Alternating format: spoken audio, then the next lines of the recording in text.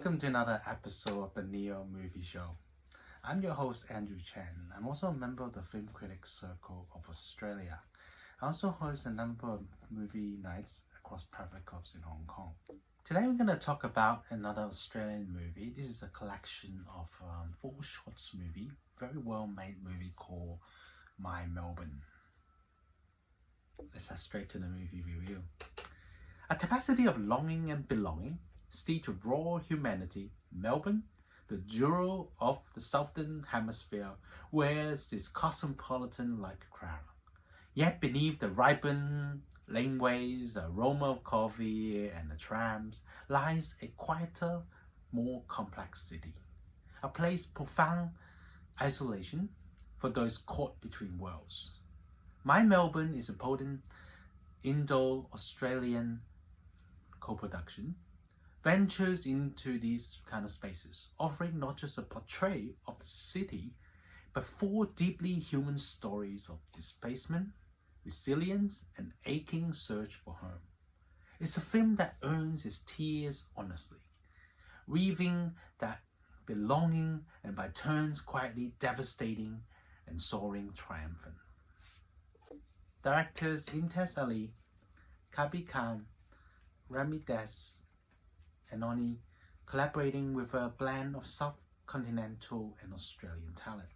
Avoid that kind of pitfall of unevenness. Each segment, which while distinct in its tone and focus, contribute to a unified emotional core, the experience of the other. Race, gender, sexuality, and disability are not abstract themes here. They are like lived realities, the ground upon which these characters walk, stumble, and sometimes find their footing. My Melbourne kicks off with Onir's Nandini, sets the stage with a master cast in repressed emotions. Arka delivers a performance of exquisite restraint as an Indian gay man whose carefully constructed life in Melbourne is shattered by the arrival of his traditional father, played wonderfully stoically by Mouli Ganguly, performs the final rites for his mother. The air in their shared apartment is thick with unspoken words, grief, and decades of disapproval. This is a story told in glances, the clinks of teacups, and the unbearable weight of science. Can shared sorrow become breach?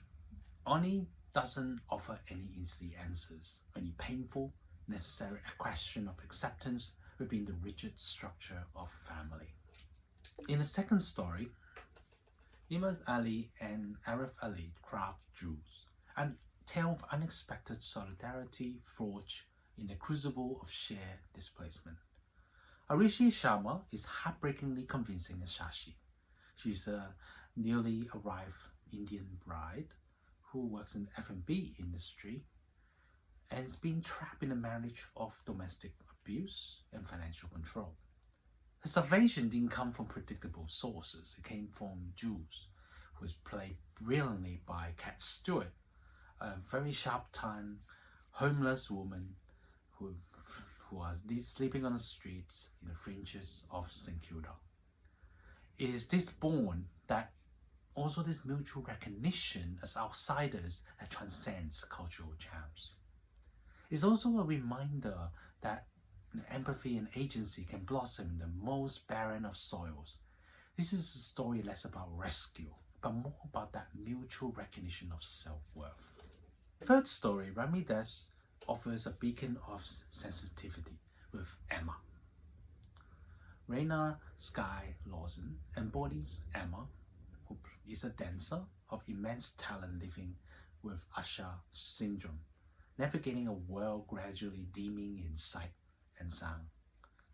Thus avoid sentimentality, instead focusing on the grinding reality of the ableism within Melbourne's competitive dance scene.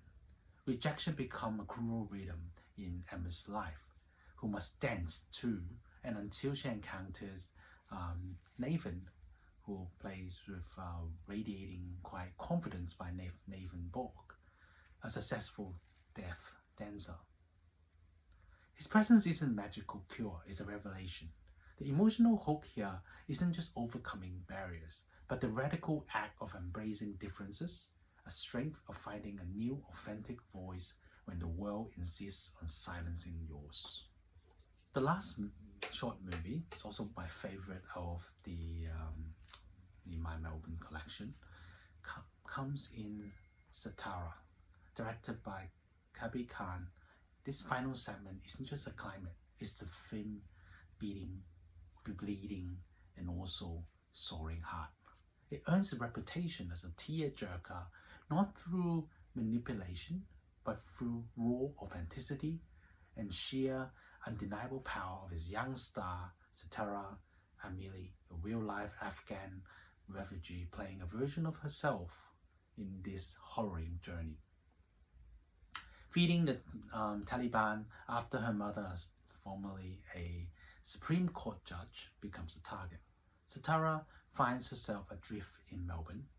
Her mother, a performance, a profound trauma, is a shell for forbidding Satara from the cricket, which was essentially her identity back home.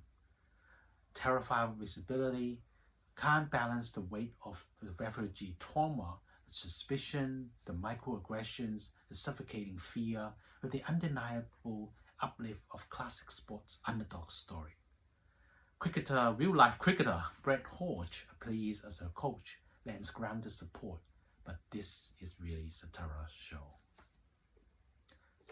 All in all, My Melbourne is more than the sum of its parts, though the final segment, Satara undoubtedly leaves the deepest imprint. It's a soul-telling tribute. The film occasionally wears its thematic heart a little visibly, and the transition between segments might feel slightly abrupt. But these are minor gribbles against the overwhelming power of his empathy and uniformly superb performances. It finds beauty in resilience, connection in isolation, and ultimately a power sense of belonging, not just to a city, but to oneself. It reminds us that home is often something we carry within, sometimes something we must fiercely claim against the odds. Melbourne as a city has rarely looked so vibrant, nor felt so achingly real. I rated this movie 8.5 out of 10. Thank you. Thank you for watching another episode of the Neo Movie Show.